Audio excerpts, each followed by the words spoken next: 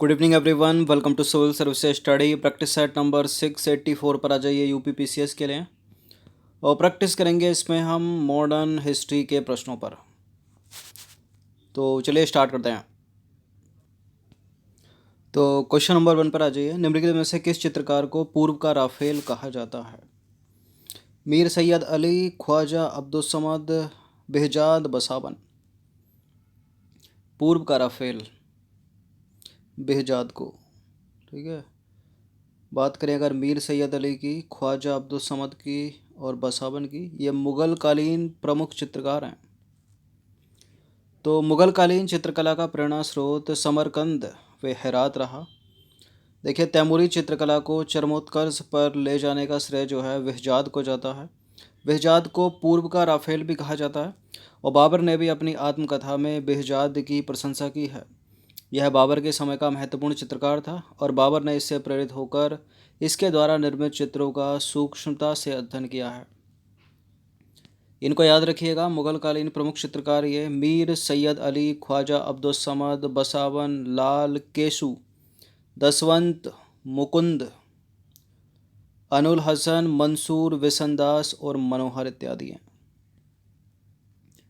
Number 2 पर आ जाइए। निम्नलिखित में से कौन सा लोक जनजातीय नृत्य कर्नाटक से संबंधित है? उत्तर प्रदेश।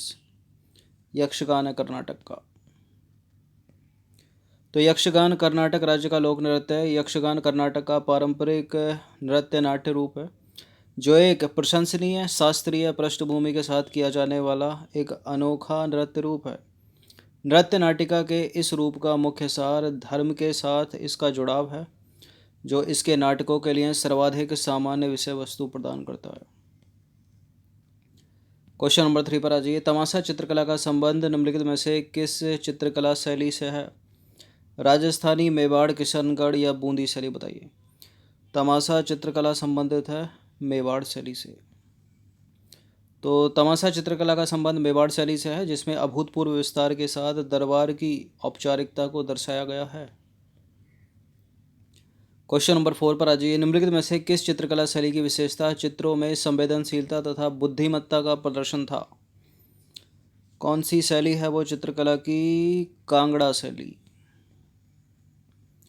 तो कांगड़ा शैली राजा संसार चंद के संरक्षण में अपनी पराकाष्ठा पर पहुंची और इस चित्रकला की विशेषता संवेदनशीलता और बुद्धिमत्ता का प्रदर्शन था, जिसका अन्य शैलियों में अभाव था। क्वेश्चन नंबर 5 पर आ जाइए। मदर इंडिया और लेडी इन द मूनलाइट निम्नलिखित में से किस भारतीय चित्रकार से संबंधित है? किसकी प्रसिद्ध कृतियों में से एक हैं ये? राजा रवि वर्मा। ठीक है। तो लेडी इन द मूनलाइट और मदर इंडिया राजा रवि वर्मा की प्रसिद्ध कृतियों में से एक हैं। क्वेश्चन नंबर 6 पर आ जाइए। भारत के किस हिस्से में लघु चित्रकला विकसित हुई थी? उत्तरी भारत, उत्तर पश्चिम भारत, पूर्वी भारत या पूर्वोत्तर भारत? लघु चित्रकला पूर्वी भारत में। तो भारत में लघु चित्रकला के सबसे प्राचीन उदाहरण पूर्व भारत के पाल वंश के अधीन निष्पादित बौद्ध धार्मिक पाठों और 11वीं-12वीं शताब्दी के दौरान पश्चिमी भारत में निष्पादित जैन पाठों के सचित्र उदाहरणों के रूप में जो है विद्यमान है। क्वेश्चन नंबर 7 पर आ जाइए। निम्न में से किसका शासनकाल मेवाड़ शैली का स्वर्णकाल माना जाता है? मेवाड़ शैली का स्वर्णकाल माना जाता है राणा कुंभा का शासनकाल। तो चित्रकला की प्राचीन शैली मेवाड़ को विकसित करने में महाराणा कुंभा का विशेष योगदान रहा और यह चित्रशैली राजस्थानी चित्रकला का प्रारंभिक और मौलिक रूप है। क्वेश्चन नंबर 8 पर आ जाइए।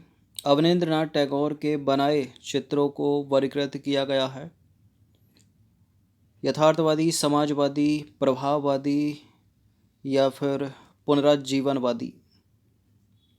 पुनरुज्जीवनवादी, ऑप्शन नंबर सी। तो अवनींद्रनाथ टैगोर भारत के प्रख्यात पुनरुज्जीवनवादी चित्रकार तथा साहित्यकार थे। उन्हें राष्ट्र से बड़ा प्रेम था और सांस्कृतिक गुलामी से मुक्ति के लिए उन्होंने अपने अग्रज गगनेंद्र नाथ टैगोर के सहयोग से 1907 में कलकत्ता में Indian society of oriental arts नामक संस्था की स्थापना की थी? इम्पोर्टेंट है, अलग से प्रश्न पूछा जा सकता है कि 1907 में कलकत्ता में Indian society of oriental arts की स्थापना किसने की थी? या तीन तरह से पूछा जा सकता है, Indian society of oriental arts की स्थापना किसने की थी? गगनेंद्र नाथ टैगोर ने की थी। कब की थी? 1907 में। कहाँ की थी? कलकत्ता में। देखिए, कला और चित्रकला की भारतीय पद्धति को अवनींद्र नाथ टैगोर ने पुनः प्रतिष्ठित करके संसार में उसे उचित सम्मान दिलाया। क्वेश्चन नंबर 9 पर आ जाइए। विष्णु चिंचालकर कौन थे? शिल्पकार थे, चित्रकार थे, कहानीकार थे या साहित्यकार थे? विष्णु चिंचालकर चित्रकार थे। तो विष्णु चिंचालकर प्रख्यात चित्रकार हैं। ठीक है, चिंचालकर को गुरुजी के नाम से भी जाना जाता है। 10वां प्रश्न है, निम्नलिखित कथनों पर विचार करेंगे। पहला स्टेटमेंट है, राजा राम मोहन राय ने अपनी पुस्तक, उनकी पुस्तक का नाम है गिफ्ट टू मोनोथेसिस्ट, में एकेश्वरवाद के पक्ष में तर्क दिए हैं। और स्वामी विवेकानंद ने भारतीय विधा, पाश्चात्य शिक्षा और भौतिक विज्ञान की पढ़ाई के लिए वेदांत कॉलेज की स्थापना की थी। इस प्रश्न पर पहले भी चर्चा हो चुकी है। स्वामी विवेकानंद ने की थी क्या वेदांत कॉलेज की स्थापना? नहीं, राजा राम मोहन राय ने की थी। ठीक है, भारतीय विधा, पाश्चात्य शिक्षा और विज्ञान की पढ़ाई के लिए। पहला वाला सही है केवल, दूसरा वाला गलत है। तो दो को कर दीजिए एलिमिनेट, क्योंकि पहला सही है तो ये भी नहीं होगा। तो देखिए, राजा राम मोहन राय ने 1809 में फारसी में अपनी प्रसिद्ध पुस्तक गिफ्ट टू मोनोथेसिस्ट यानी एकेश्वरवादियों का उपहार लिखी, जिसमें उन्होंने अनेक देवताओं में विश्वास के विरुद्ध और एकेश्वरवाद के पक्ष में तर्क दिए। ठीक है, राजा राम मोहन राय ने 1825 में की थी वेदांत कॉलेज की स्थापना, जिसमें भारतीय विधा, पाश्चात्य शिक्षा और भौतिक विज्ञान की पढ़ाई की सुविधा उपलब्ध थी। याद रखिएगा, वेदांत college, Ram Mohan Roy. Question number 11 पर आ जाइए। भारत में औपनिवेशिक शासन के दौरान शैक्षणिक संस्थाओं के संदर्भ में निम्नलिखित युग्मों पर विचार कीजिए। संस्थान, संस्थापक। बनारस का संस्कृत कॉलेज किसने बसाया था? बताइए। विलियम जोन्स ने। कलकत्ता मदरसा किसने बसाया? Warren Hasting. और फोर्ट विलियम कॉलेज की स्थापना आर्थर बेलेजली ने की थी क्या? इंपॉर्टेंट है प्रश्न, सही सम्मिलित बताइए कौन। कई बार टेस्ट में सामने आया होगा। बनारस का संस्कृत कॉलेज जोनाथन डंकन ने स्थापना की थी। यूपीएससी प्रश्न कर चुकी है। ठीक है, गलत है पहला स्टेटमेंट, चूँकि पहला गलत है तो ये तो हो नहीं सकता, ये भी नहीं हो सकता, इसमें भी एक होगा, ये भी नहीं हो सकता। ठीक है, और फोर्ट विलियम कॉलेज की स्थापना बेलेजली ने तो की थी, लेकिन वो लॉर्ड वेलेजली था, आर्थर वेलेजली नहीं था। तो अगर आपको एक पता होगा तो पूरा आंसर मिल गया। देखिए, केवल दो यहाँ पर सही है, कलकत्ता मदरसा, वॉरेन हेस्टिंग। तो सही सम्मेलन इस प्रकार होगा। बनारस का संस्कृत कॉलेज जोनाथन डंकन ने 1791 में, कलकत्ता मदरसा वॉरेन हेस्टिंग ने 1781, और फोर्ट विलियम कॉलेज कलकत्ता का लॉर्ड वेलेजली है 1800 में, ना कि आर्थर वेलेजली। क्वेश्चन नंबर 12 पर आ जाइए। भारत में आधुनिक शिक्षा का अग्रदूत किसे माना जाता है? भारत में आधुनिक शिक्षा का अग्रदूत वही हैं जिन्होंने पाश्चात्य शिक्षा पर बल दिया है भारत में कि वो भी होनी चाहिए। ठीक है, राम मोहन राय। तो राजा राम मोहन राय ने भारतीय जनमत में परिवर्तन लाने के लिए अंग्रेजी शिक्षा को उपयुक्त एवं आवश्यक बताया। 1817 में हिंदू कॉलेज की स्थापना के बाद प्रेसिडेंसी कॉलेज के रूप में विख्यात हुआ। ठीक है, 1817 में उन्होंने जो है हिंदू कॉलेज की स्थापना की थी, जो बाद में प्रेसिडेंसी कॉलेज के रूप में विख्यात हुआ। ये कहना चाह रही है लाइन। देखिए, सन 1830 में एक अंग्रेज यात्री एलेक्जेंडा उफको ने अंग्रेजी स्कूल खोलने में जो है उनकी सहायता की थी। उनकी किनकी? राजा राम मोहन राय की। राजा राम मोहन राय ऐसे पहले भारतीय थे जिन्होंने समाचार पत्रों की स्थापना, उनका संपादन तथा प्रकाशन का कार्य किया। देखिए, राजा राम मोहन राय ने अंग्रेजी में, बंगला और उर्दू में अखबार निकाले और उन्हें स्वतंत्र पत्रकारिता का जनक भी कहा जाता है। इससे 3-4 प्रश्न तैयार हो गए। क्वेश्चन नंबर 13 पर आ जाइए। निम्नलिखित में से किससे भारत में अंग्रेजी शिक्षा की नींव पड़ी? 1833 का charter, general committee of public instruction 1823, प्राच्यविद और आंग्लविद विवाद। पहले भी चर्चा हो चुकी है प्रश्न पर, बताइए। देखिए 1 लाख रुपए हर साल, कुछ याद आया? 1813 का चार्टर था वो, 33 का नहीं था। ठीक है, मतलब तीसरा चार्टर नहीं था वो, दूसरा चार्टर था।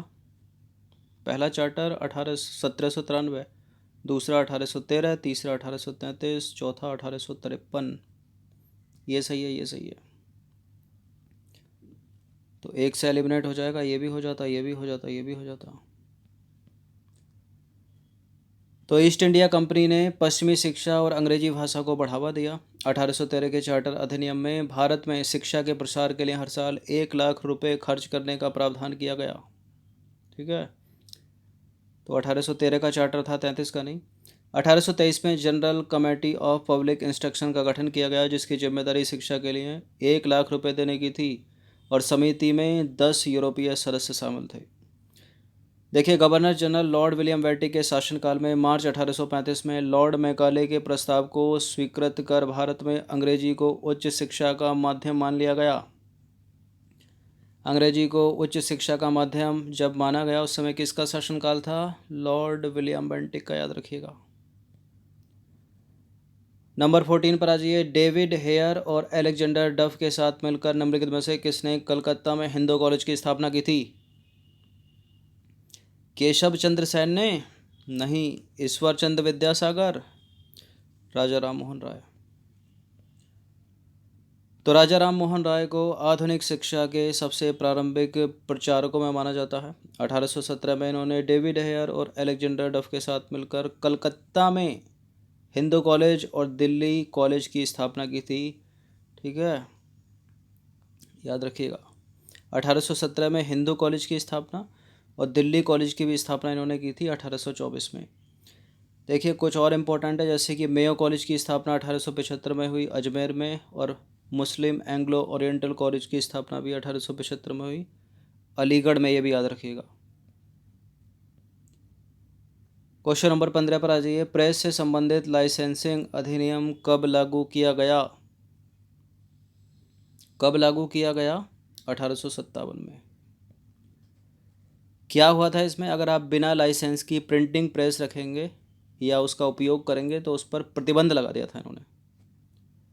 ठीक है, तो देखिए 1857 के विद्रोह से निपटने के लिए ब्रिटिश सरकार ने 1 साल की अवधि के लिए, ठीक है 1 वर्ष के लिए, बिना लाइसेंस की जो प्रिंटिंग प्रेस है उसको रखने और उसके उपयोग पर जो है प्रतिबंध लगा दिया था। तो ये 15 प्रश्न थे मॉडर्न हिस्ट्री के, इनकी प्रैक्टिस एक बार कर लीजिएगा। धन्यवाद।